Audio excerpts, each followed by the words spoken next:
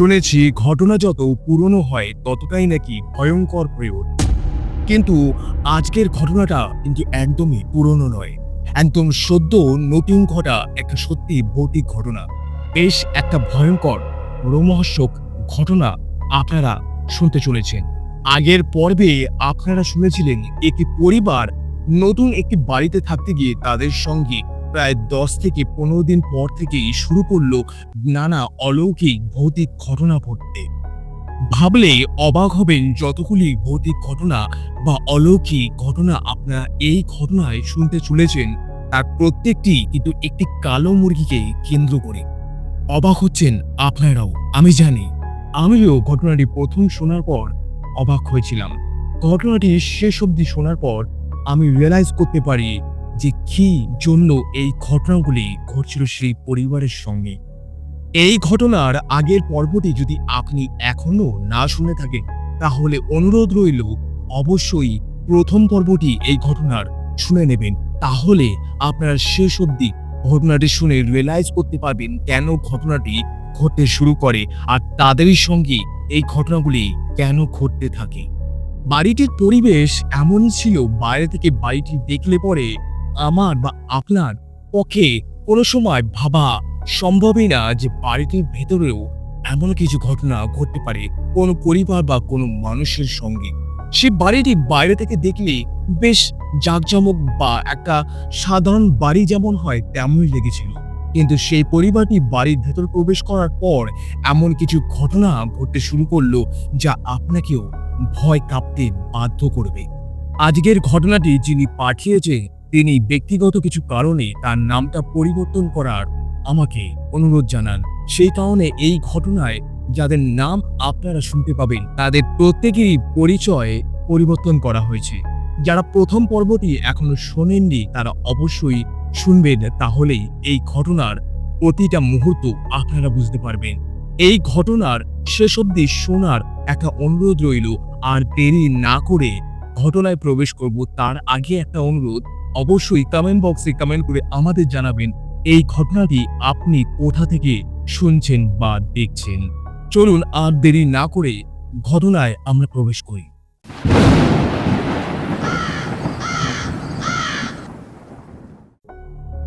এই ঘটনার আগের পর্বটি যদি আপনি এখনো অবধি শুনে না থাকেন, তাহলে অবশ্যই এই চ্যানেলে এই ঘটনার আগের পর্বটি অবশ্যই শুনে নেবেন।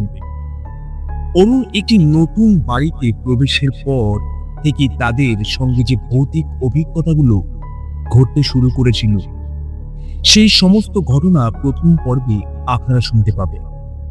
অরুণ যখন আর তার পরিবার যখন একটু বেশ ভীত হয়ে গেল, অনেক কিছু আস্তে আস্তে বুঝতে শুরু করলো, তখন অরুণ ঠিক করলো আশেপাশের মানুষের সঙ্গে একটু কথা বলবে। সেদিন বিকেলে অরুণ পাশের বাড়ির এক বৃদ্ধ লোকের সঙ্গে কথা বলতে চায়। বৃদ্ধ লোকটি বাড়িটার নাম শুনেই চুপ হয়ে যায়। অরুণ জিজ্ঞেস করে, কাকা, এই বাড়িতে আগে কি কেউ থাকতো? লোকটি কিছুক্ষণ পরে বলে, থাকতো, কিন্তু তোমরা কতদিন থাকতে পারবে বা থাকবে সেটা জানি না। অরুণ আবার জিজ্ঞেস করে, কেন কেন এমন বললেন আপনি? বৃদ্ধ লোকটি বলে, এই বাড়ির পেছনের ঘরটা যেন কখনোই খোলা না হয়। অনেক বছর আগে ওই ঘরে একটা মহিলা থাকতো। অরুণ জিজ্ঞেস করলো, একাই থাকতো? না, তার স্বামী আর একটি ছোট মেয়ে। তারপর বৃদ্ধ লোকটি যে কথাটি বলেছিল সেটা ছিল এই ঘটনার আসল রহস্যের শুরু। মহিলাটা নাকি অদ্ভুত কিছু বিশ্বাস করত। সে নিয়ম করে বাড়ির পেছনে কালো মুরগি নিয়ে যেত। কেউ জানতো না কেন। লোকজন জিজ্ঞেস করলেই সে বলতো, ওকে না দিলে বাড়িতে শান্তি থাকবে না। কাকে দিতে হবে সেটা কেউ বুঝতো না। কিন্তু কয়েক বছর ধরে ওই বাড়িতে অদ্ভুত সব ঘটনা ঘটতে থাকে। রাতে কারোর হাঁটার শব্দ, খালি ঘর থেকে ফিসফিস আওয়াজ, রান্নাঘরে জিনিসপত্র যেন নিজে থেকেই পড়ে যাওয়া, আর প্রায় প্রতিবারই কোনো না কোনো কালো মুরগি বাড়ির আশেপাশে দেখা যেত। এক রাতে সেই মহিলা তার পরিবারের লোকজনকে ডেকে বলেছিল, আজ ও খুব রেগে আছে। সেদিন রাতে বাড়ির পেছনের ঘর থেকে প্রচন্ড একটা শব্দ হয়। পরদিন সকালে মহিলাটিকে আর পাওয়া যায়নি। তারপর থেকে বাড়িটা ধীরে ধীরে ফাঁকা হয়ে যায়। এই পর্যন্ত আপনারা আগের ঘটনাটিতে বা আগের পর্বটিতে শুনেছিলেন। আজকে দ্বিতীয় পর্বটি আপনারা শুনতে চলেছেন, কিন্তু অবশ্যই প্রথম পর্বটি শুনবেন, না হলে এই ঘটনার কিভাবে শুরু সেটা বুঝতে অসুবিধা হতে পারে। অরুণ সব কথাগুলো শুনে বাড়ি ফিরে আসলো, কিন্তু বাড়ির অন্য কাউকে কিচ্ছু বলল না, শুধু অনন্যাকে বলল। অনন্যা কথাগুলো শুনে কিছুক্ষণ চুপ করে থাকলো, তারপর বলে, তাহলে আমি যে জিনিসটা দেখেছিলাম সেটা হয়তো ঠিকই ছিল। অরুণ জিজ্ঞেস করে, কি দেখেছিলি? অনন্যা উত্তর দেয়, গত রাতে ওই ঘরের সামনে একজন মহিলাকে দাঁড়িয়ে থাকতে দেখেছিলাম। অরুণের মুখটা যেন হঠাৎ শুকিয়ে গেল। জিজ্ঞেস করলো, কেমন দেখতে সে? অনন্যা বলেছিল, চেহারাটা পরিষ্কারভাবে দেখা যায়নি, কিন্তু তার হাতে একটা কালো মুরগি ছিল। সেদিন রাতেই পরিবারটি সিদ্ধান্ত নেয় কালো মুরগিটাকে বাড়ি থেকে সরিয়ে দেবে বা তাড়িয়ে দেবে। অরুণ মুরগিটাকে নিয়ে বাড়ির অনেক দূরে গিয়ে ছেড়ে আসলো, কিন্তু পরদিন সকালে মুরগিটা আবার বাড়ির উঠোনে দেখা গেল। এইবার সবাই সেটা দেখতে পেল। মিতা দেবী হঠাৎ বলে উঠলেন, এটা কিন্তু কোনো স্বাভাবিক ঘটনা, কোনো কিছু ঘটছে না। তখন রোহান যেন হঠাৎ করে তাদের অবাক করে দিয়ে এক পাশ থেকে বলে ওঠে, ওকে দিয়ে দাও।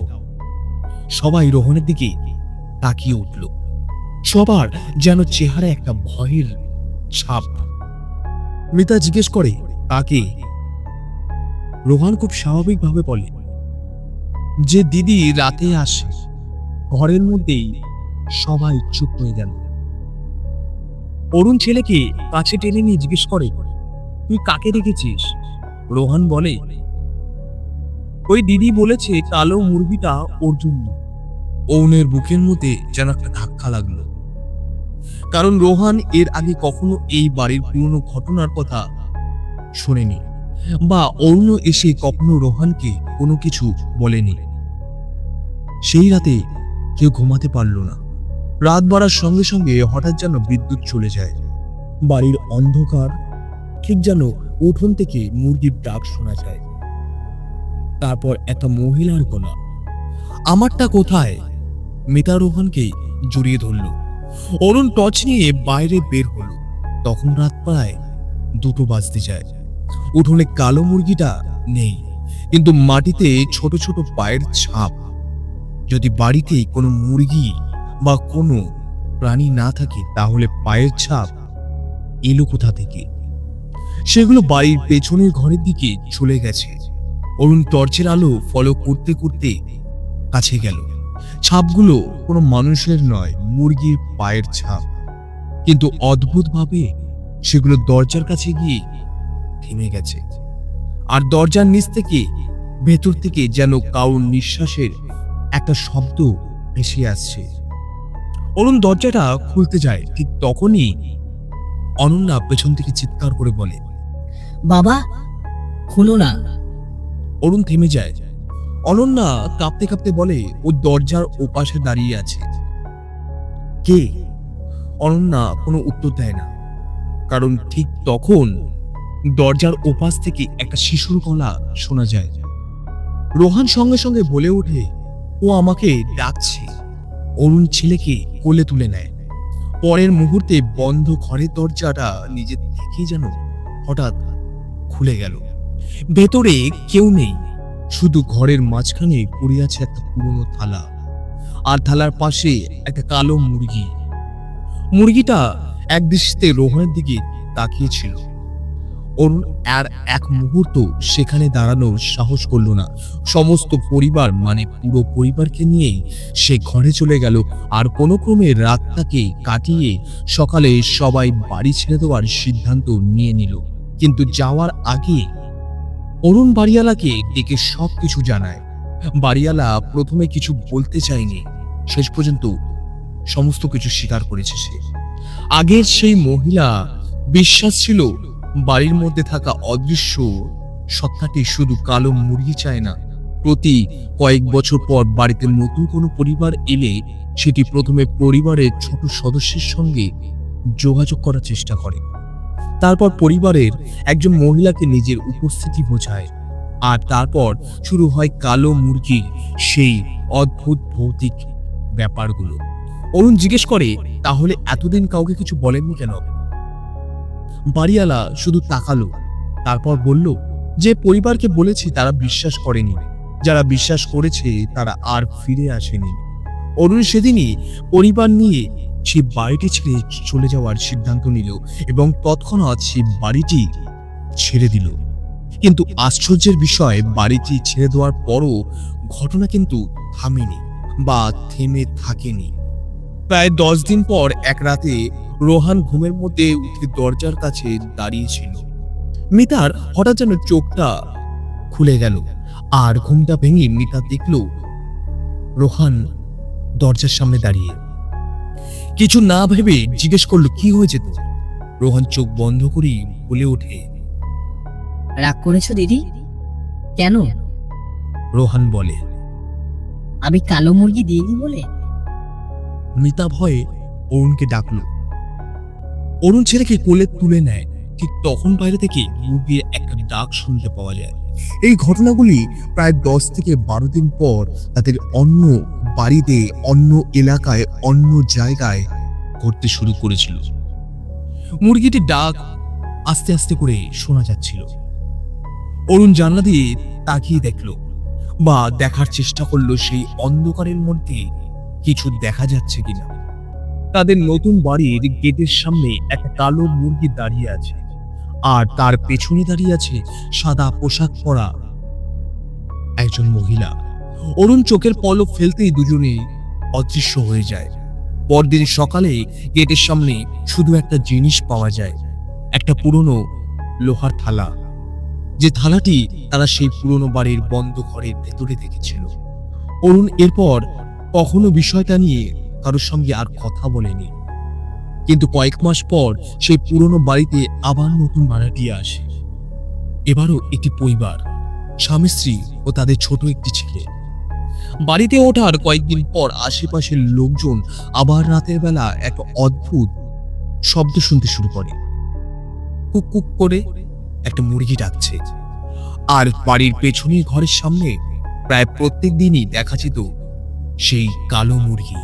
লোকজন বলেছিল মুরগিটা নাকি কারোর বাড়ির নয়, কেউ সেটাকে নিয়ে গেলে আবার পরদিনই সেই একই জায়গায় ফিরে আসে।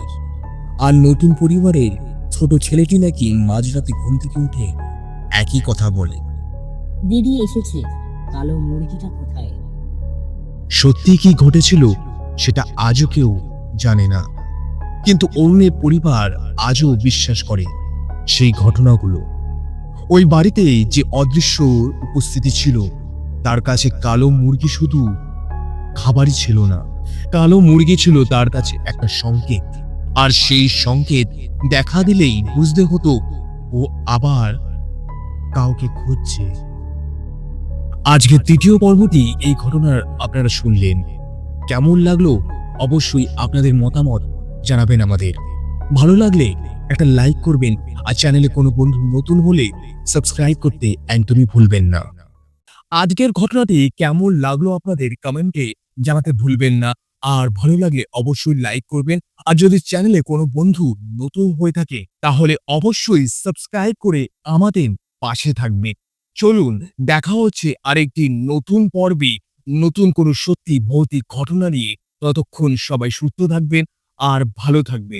মনে রাখবে, সব ঘটনা শুধুমাত্র কিছু ঘটনা সত্যি